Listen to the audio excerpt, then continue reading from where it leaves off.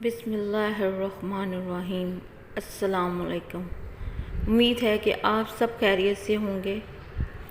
اللہ پاک آپ کو ترقی کامیابی عطا فرمائے اور آپ کی زندگیوں میں آسانیاں پیدا کرے، آمین ثم آمین۔ فرمان مصطفیٰ صلی اللہ علیہ وآلہ وسلم ہے، جس نے دن اور رات میں میری طرف شوق اور محبت کی وجہ سے 3 مرتبہ درود پاک پڑھا، اللہ عز و جل پر حق ہے کہ وہ اس کے اور اس دن اور اس رات کے گناہ بخش دے گا۔ ماشاء اللہ، سبحان اللہ۔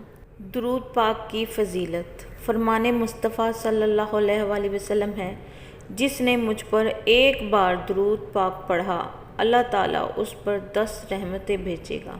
ماشاء اللہ، سبحان اللہ۔ امیر المومنین حضرت سیدنا ابو بکر صدیق رضی اللہ عنہ سے روایت ہے کہ نبی کریم رؤوف الرحیم صلی اللہ علیہ وآلہ وسلم پر درود پاک پڑھنا گناہوں کو اس قدر جلد مٹاتا ہے کہ پانی بھی آگ کو اتنی جلدی نہیں بجھاتی، اور نبی پاک صلی اللہ علیہ وآلہ وسلم پر سلام بھیجنا غلاموں کو آزاد کرنے سے افضل ہے۔ ماشاء اللہ، سبحان اللہ۔ اس لیے ہمیں زیادہ سے زیادہ درود شریف پڑھنا چاہیے اور نبی پاک صلی اللہ علیہ وآلہ وسلم پر بھیجنا چاہیے۔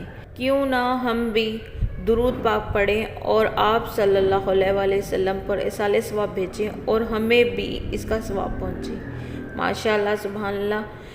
آپ بھی اس میں حصہ لیں، درود شریف لازمی پڑھا کریں، روٹین سے پڑھا کریں، رات کو پڑھا کریں، دن کو پڑھا کریں، ہر وقت بھی پڑھ سکتے ہیں۔ یہ ایک مقبول وظیفہ ہے، یعنی کہ یہ قبول ہوا وظیفہ ہے۔ اس کو آپ جتنا بھی پڑھیں گے اللہ تعالیٰ آپ کو نعمتیں عطا فرمائے گا اور یہ قبول ہوگا۔ میں جو وظیفہ لے کر آئی ہوں آپ کے لیے وہ ہے درود انعام کا۔ درود انعام جس کی بے شمار نعمتیں حاصل ہوتی ہیں، جس کے پڑھنے سے اللہم صلی وسلم وبارک علی سیدنا محمد وعلی آلہ عدد انعام اللہ وافضالہ۔